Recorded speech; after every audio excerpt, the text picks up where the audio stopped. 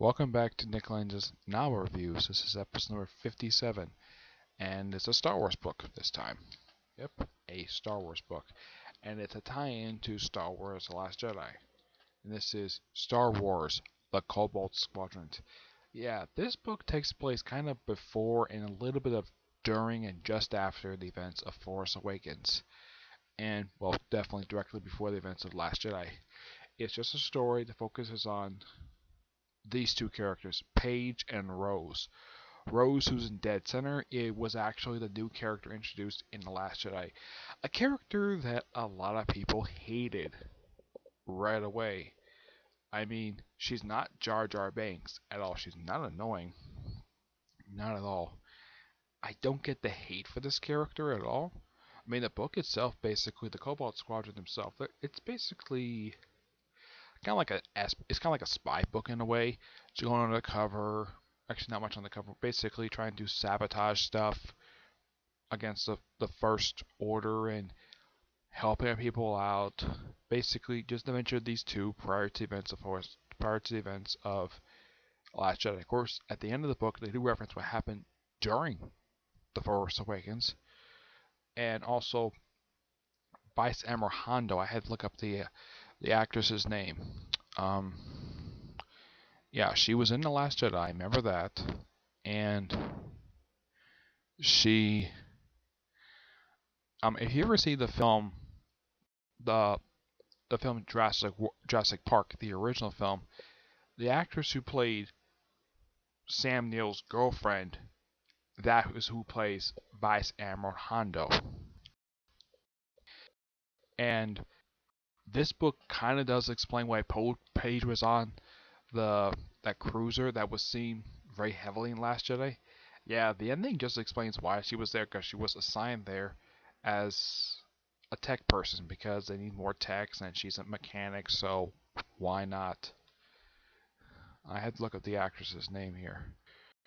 I know she was just introduced in The Last Jedi.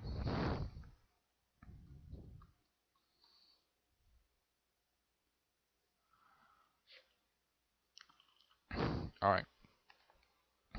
Her name is, if I can find her here, Holdo, played by Laura Dern, and her character from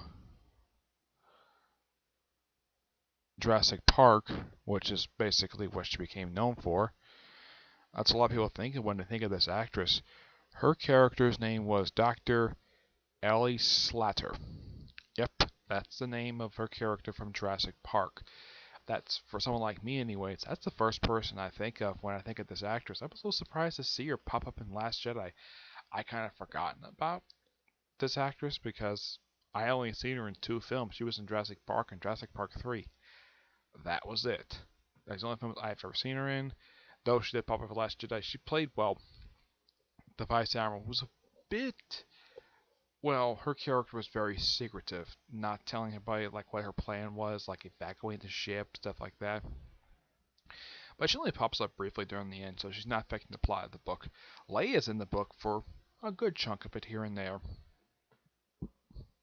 Though it does mention of why that Paige and Rose joined the Resistance.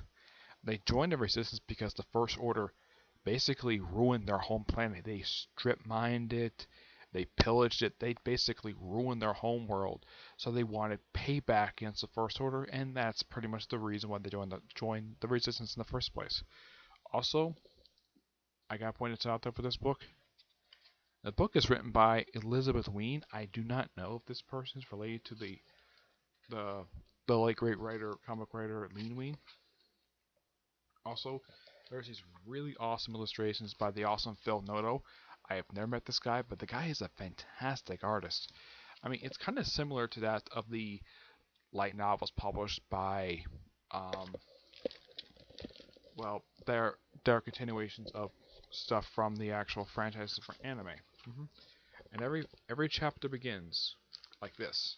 Yep. Yeah, showing off the bomber. I think this is supposed to be the bomber that Paige dies on. Yeah, because the way this book ends, it leads directly into The Last Jedi. But overall, this is a good book. It's more a little bit focused on Paige than it is on Rose per se, but they both get time to shine in this book, and they do get a lot to do. It's not that long of a book, surprisingly enough. No, the book itself is only 251 pages. I mean, in itself has the same design as, let's say, Before the Awakening, which basically served as what Poe Dameron, Finn, and Rey were up to before the Force Awakens came out. Basically, this serves the same function as what Rose was up to prior to Force Awakens. That's what this book does. Is it a bad book? Nope. But the next book is a book that ties into the casino that pops up in the film, which is a type of book that should have been done for Mos Esplana's bar from the previous film, and we haven't got anything from that at all. But that's the Cobalt Squadron is simply put the book itself kind of reads like a book from the X-Wing series, where they're just doing sting attacks here and there, and they free a world from the First Order, and that's really much it. Not much else to say about this book. It's actually pretty good. It's not a terrible Star Wars book per se. It's just pretty decent for what it is. I'm not going to give this book a bad rating. It has fantastic Orfeo Noto.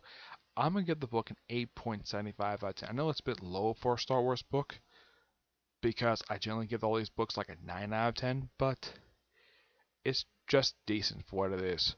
And plus, I just finished it up just recently, so there's that. Alright, so that's it for this episode. Stay tuned for episode 58, where it's going to be another Star Wars book. And it's going to be on the casino that popped up in The Last Jedi. Yep, and it's the only thing left to go for the commercial stuff that came out for The Last Jedi. I'm a little surprised, though, that Marvel didn't do an adaptation of the actual film itself. Yeah, that's something they did. They did an adaptation of the Thrawn novel. Excuse me, but not of the recent film, which is odd, because they did do one of Force Awakens, which didn't really change anything from the film, and they did do an adaptation of Rogue One, which changed a little bit of stuff here and there. They added stuff that wasn't in the film, but as The Last Jedi, there's no adaptation I've seen in this film at all so far published by Marvel, which I'm like, that's so bizarre. I mean, why in the world Marvel would not adapt this particular film for a series?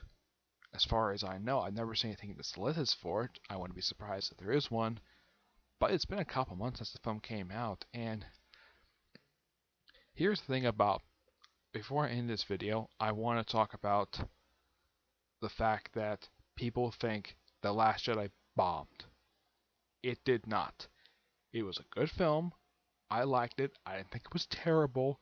I don't get the hate surrounding this film.